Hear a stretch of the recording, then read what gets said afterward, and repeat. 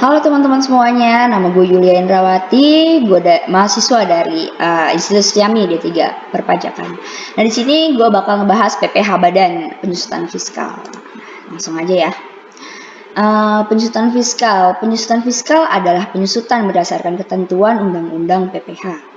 Perusahaan bisa saja menghitung penyusutan berdasarkan standar akuntansi komersial, tetapi saat akan melapor SPT tahunan, maka penyusutan fiskal wajib hukumnya dibuat. Nah, dan jika ada selisih antara jumlah penyusutan fiskal dengan penyusutan komersial, maka akan dilakukan koreksi fiskal. Nah, penyusutan adalah alokasi biaya perolehan suatu aktiva tetap selama manfaat kecuali tanah ya. Nanti itu ada pembahasannya nanti.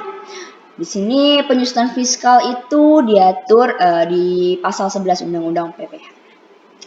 Oke, langsung aja.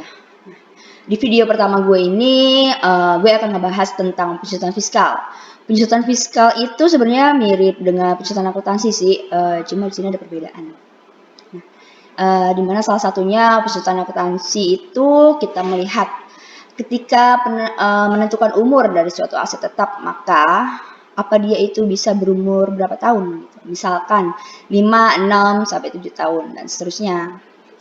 Nah, dan sedangkan di dalam penyusutan fiskal menurut pajak itu didasarkan adalah peraturan ya, peraturan undang-undang. Jadi misalkan umur aset X gitu. Misalkan sudah diatur 4 tahun ya berarti 4 tahun yang kita gunakan. Atau misalkan aset tetap B kita tentukan dia adalah kelompok 3 berarti 16 tahun dan seterusnya. Nanti itu ada pembahasannya lagi untuk kelompoknya. Jadi umur itu ditentukan oleh peraturan yang ada ya. Nah, itu salah satunya. Nanti tapi nanti ada perbedaan lain-lainnya sih teman-teman. Nah, jadi ini konsep dulu ya guys ya. Konsep penyusutan. Oke. Jadi pengeluaran atau harta apa sih yang disusutkan guys? Jadi apabila ada pengeluaran untuk pembelian, pendirian, penambahan, perbaikan atau perubahan harta berwujud. Jadi pengeluaran untuk pembelian jadi sini ya bukan pengeluaran untuk pembelian dan pendirian aja ya. Di sini ada penambahan, perbaikan atau perubahan harta berwujud yang dia manfaatnya itu lebih dari 1 tahun. Dan itu dimiliki dan digunakan untuk TM. Nah, TM itu apa sih? Mendapatkan, menagih, dan memelihara PH. PH itu penghasilan. Nah, ada yang dikecualikan guys untuk aset tetap, yaitu adalah perolehan tanah. Jadi kalau ada perolehan tanah yang berstatus hak milik, HGU dan hak pakai ya, yang pertama kali itu tidak disusutkan kecuali nilainya itu berkurang, misalkan tanah atau untuk usaha genteng gitu. Ya contohnya seperti itu. Nah, dalam hal biaya perpanjangan tanah HGB, HGU dan hak pakai, maka biaya perpanjangan tersebut pembebanannya melalui amortisasi. Dan kemudian dalam hal barang-barang kecil, misalkan seperti kalau di dalam contohnya perusahaan-perusahaan yang berkaitan dengan suatu mesin atau perusahaan repair atau bengkel, apalagi kalau bengkel pesawat misalnya kayak Garuda Maintenance contohnya. Kan itu kan banyak toolsnya tuh yang sangat banyak lah guys. Nah, partnya itu sangat banyak. Itu bisa disusutkan, tidak harus satu persatu golongannya. Nah, itu golongannya kita bahas nanti. Tapi dia bisa disusutkan bersama-sama ya. Jadi misalkan golongan sama, nah bisa disusutkan dengan kelompok yang sama gitu. Sama tools yang sejenis dan disusutkannya dalam golongan satu golongan gitu. Nah, itu penjelasannya tadi. Selanjut ke slide berikutnya. Nah, metode penyusutan terbagi menjadi dua metode penyusutan. Dua itu tergantung jenis hartanya. Nah, kalau dia bangunan, hanya satu yang diperbolehkan, yaitu metode penyusutan garis lurus. Nah, tetapi kalau selain bangunan, itu yang diperbolehkan, itu dia ada garis lurus dan metode penyusutan saldo menurun. Jadi selain bangunan itu ada yang diperbolehkan, ada dua ya, garis lurus dan metode penyusutan saldo menurun. Kalau bangunan itu hanya satu, hanya penyusutan garis lurus. Gitu. Nah, saldo menurun di sini adalah saldo menurun ganda, yaitu double declining balance. Jadi saldo menurun ganda. Dan nanti itu kalau di garis lurus itu pembebanannya sama ya, dari tahun ke tahun tuh ya sama. Sedangkan kalau double declining dia di awal besar, nanti di akhir-akhirnya itu seiring berjalannya waktu dia akan menjadi lebih kecil penyusutannya. Nah, nanti kita bakal bahas di contohnya ya. Nah, penerapan metode penyusutan harus dilakukan secara taat asas. Apa sih taat asas itu? Taat asas itu yaitu konsisten. Jadi nggak boleh berubah-berubah ya guys ya. Ketika sekali dia menggunakan garis lurus atau saldo menurun, maka dia harus garis lurus terus atau saldo menurun terus ya, nggak boleh berubah. Jadi kalau misalnya dia mau berubah nih guys, nah itu tuh harus izin ya di KUP. Nah nanti tuh ada di KUP dan ada lagi kalau nggak salah tuh di Dirjen Pajak kalau mau mengubah metode penyusutannya. Kita lanjut ke slide berikutnya. Nah, bahwa di dalam pajak masa manfaat dan tarif penyusutan sudah diatur. Nah, dalam kelompok harta berwujud itu terbagi menjadi 4 kelompok. Nah, di sini ada 4 kelompok, kelompok 1, kelompok 2, kelompok 3, dan kelompok 4. Nah, garis lurus. Oh, berarti kalau 4 tahun itu, berarti per tahunnya itu 25%. Nah, kalau di kelompok 2, masa manfaatnya 8 tahun, itu berarti 12,5%. Kelompok 3 itu masa manfaatnya tuh 16 tahun. 16 tahun itu di 6,25%. Nah, kalau 20 tahun itu di masa manfaat 20 tahun itu garis lurusnya itu 5% dari nilai perolehan gitu ya. Dari harga perolehan aset tersebut. Nah, kalau saldo menurun itu, makanya yang tadi gue bilang, tadi saldo menurun ganda atau double declining balance. Itu dikali 2 ya. Nah, tapi dikali 2 ini bukan dari harga perolehan, tapi dari nilai buku. Nah, sedangkan yang garis lurus ini persentasenya dikali dengan harga perolehan gitu. Jadi beda ya. Nah, dan untuk bangunan terbagi menjadi 2 kelompok, yaitu bangunan permanen dan bangunan tidak permanen. Dia masa manfaatnya itu 20 tahun. Kalau tidak permanen itu masa manfaatnya 10 tahun. Nah, sehingga penyusutan per tahunnya ada 5%, 20 tahun, dan 10% untuk yang 10 tahun. Dan sedangkan saldo menurun itu tidak diperbolehkan untuk bangunan yang tadi gue jelasin di slide sebelumnya.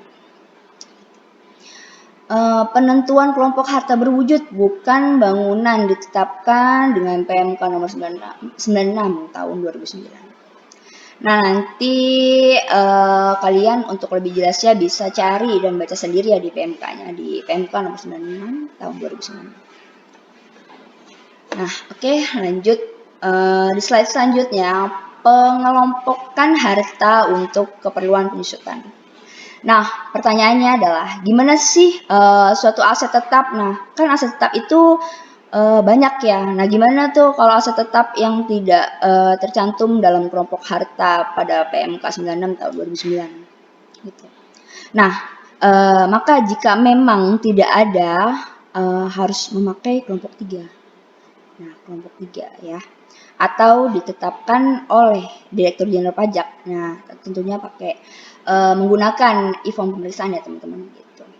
Nah, wajib pajak dapat memperoleh penetapan masa manfaat atas jenis-jenis harta berwujud bukan bangunan sesuai dengan masa manfaat yang sesungguhnya. Nah, untuk memperoleh penetapan, wajib pajak harus menggunakan permohonan kepada Direktur Jenderal Pajak dengan menunjukkan masa manfaat yang sesungguhnya. Jenis-jenis harta berwujud bukan bangunan. Nah, dalam hal permohonan tadi ya yang ditetapkan masa manfaatnya itu ditolak, dan dalam hal permohonan itu ditolak maka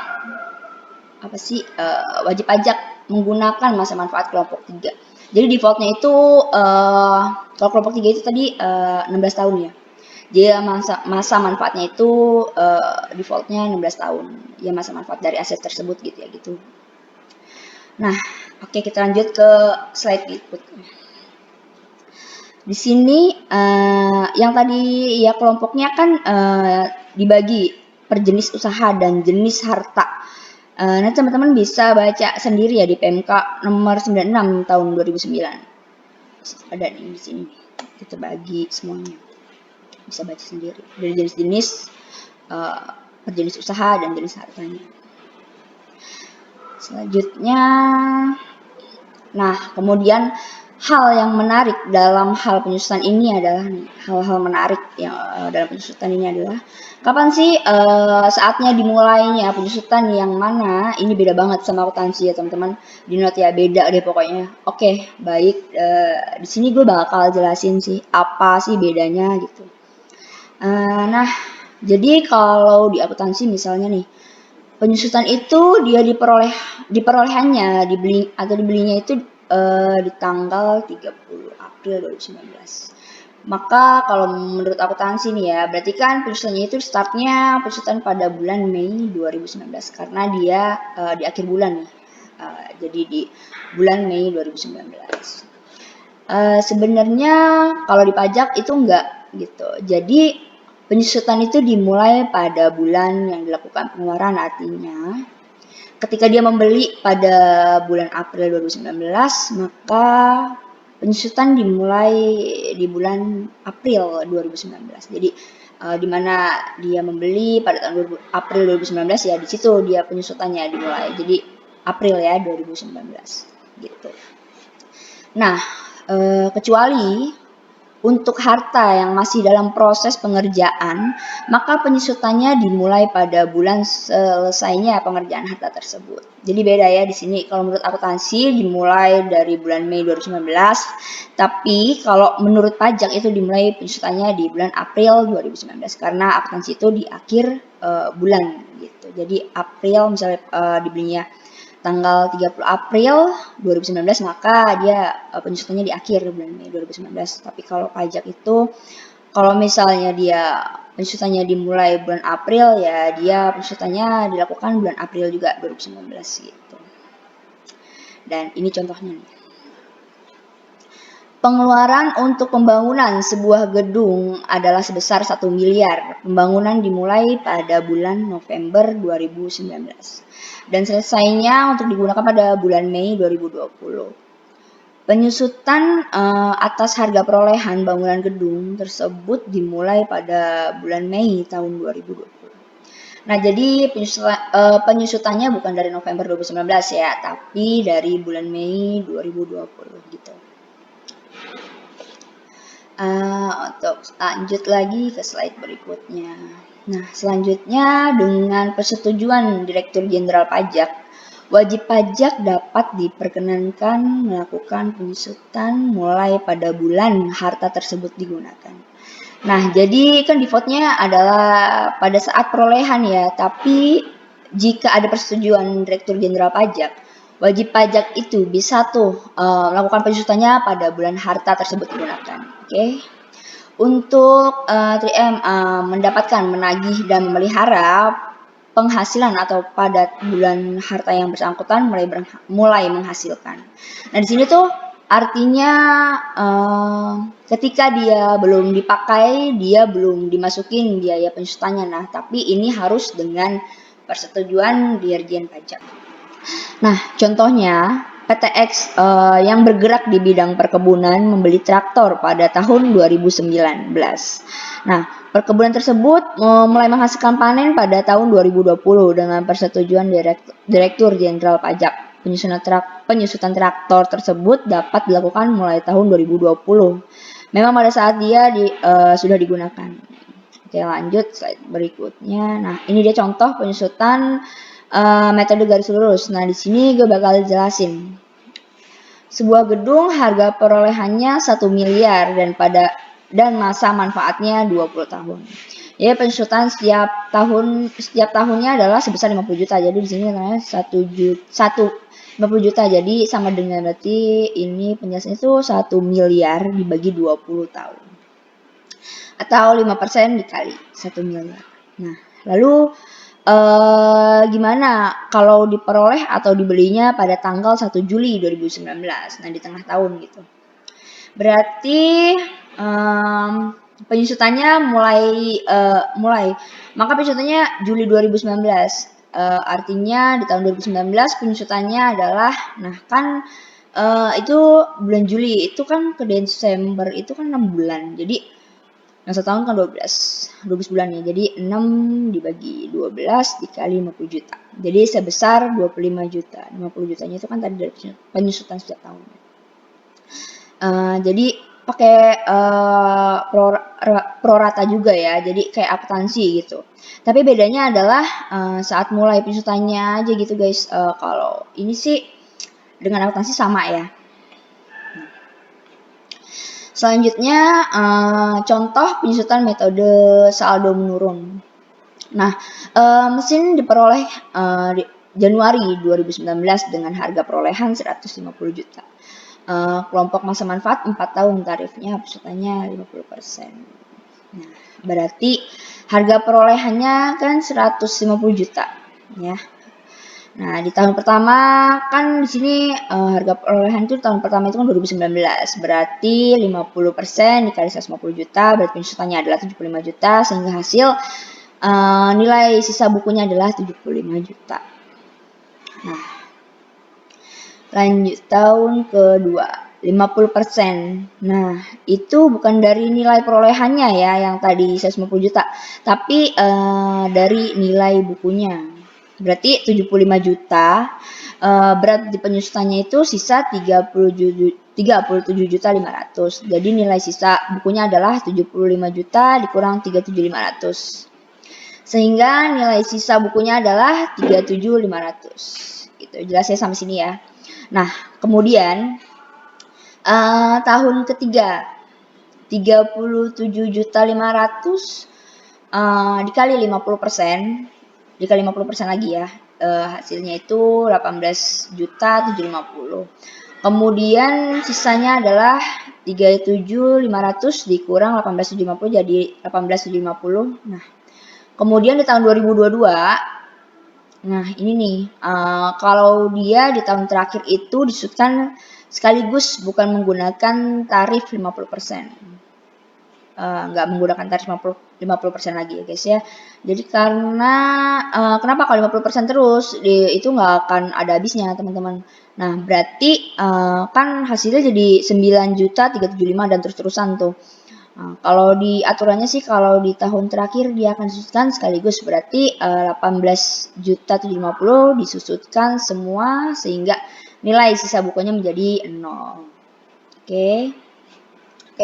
Selanjutnya lalu bagaimana jika mesin tersebut tidak dibeli pada awal tahun tapi dibelinya itu pada bulan Juli tahun 2019 dengan harga perolehan 100 juta. Nah, kita lihat di tabel bawah ini kan berarti bakal disusulkan itu pada tahun 2019. Ya, berarti 100 juta dikali 50% dikali 1,5 ya. Setengah karena di tahun 2019 ini dia cuma setengah. Oh, berarti penyusutannya 25 juta, berarti nilai sisa penyusutannya 75 juta. Nah, baru setelah itu dikali 50% dikali 37.500, lalu 37.500 dikali 50% sama dengan 18.750. Dan 18.750 dikali 50% sama dengan 9.375. Dan sisanya adalah 9.375. Nah, di sini teman-teman yang perlu kalian ketahui adalah meskipun dia beli pada tahun 2019, bukan berarti itu penyusutannya berhenti di tahun 2022 ya, kayak tabel sebelumnya. Kenapa? Karena dia pembelinya di bulan Juli 2019, berarti penyusutan ini kalau 4 tahun harus sampai Juni tahun 2023. Artinya dia di tahun 2022 itu belum disekaligus,kan.